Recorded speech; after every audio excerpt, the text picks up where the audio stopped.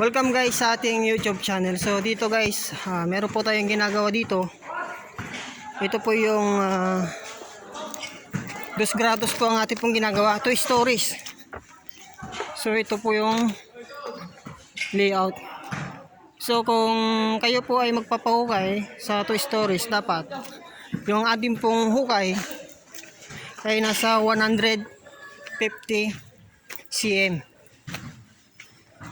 or 1.50 meters. So ito po guys yung kanyang hukay. So ang parilya po yan guys na ginamit ay 120 cm kudrados po siya. So ito yung kanyang hukay. Kailangan po guys ay malalim yung ating hukay. So ito po yung pinaka-standard po ng hukay ng 2 stories na dapat po ay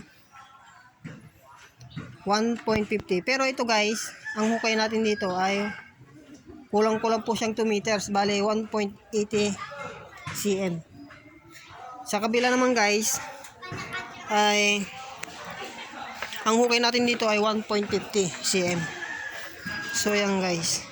So ang kapal po ng ating foundation ay nasa 50 cm. So ito yung ating pong ginagawang bahay. Ito po ay 2 stories. So abangan po natin guys yung kanya pong walling. Ang gagamitin po natin dito ay yung tinatawag na steel matting walling. So hindi po tayo mag-aasintada sa kanyang palibot. So ang unahin natin guys muna ay magtayo po ay magpoposte.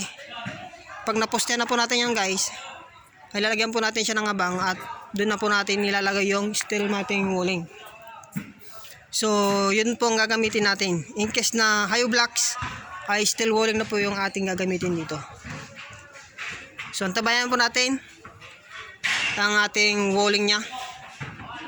So maraming salamat guys sa inyo pong walang sawang pagsuporta sa ating channel. So dapat ang ating hukay pag 2 stories, ang kanyang pong standard ay 1.50 cm. So kung medyo malambot po ang kanyang lupa, ay kailangan mas laliman po natin. So gagawin po natin siyang 1.80 cm or 2 meters. So ito yung hukay. Sa ating pinag-uusapan dito, ang naka-importante po talaga dito ay yung hukay. Kung tayo po ay nagpapagawa po ng bahay ng 2 stories, kailangan ang standard talaga ay 1.50 cm. So kung ang ating pong lupa ay malambot, kailangan po guys ay mas malalim po. Kuhanin po natin yung pinaka matigas na lupa. So maraming salamat guys. Sana meron po kayong nakuha sa ating video ito.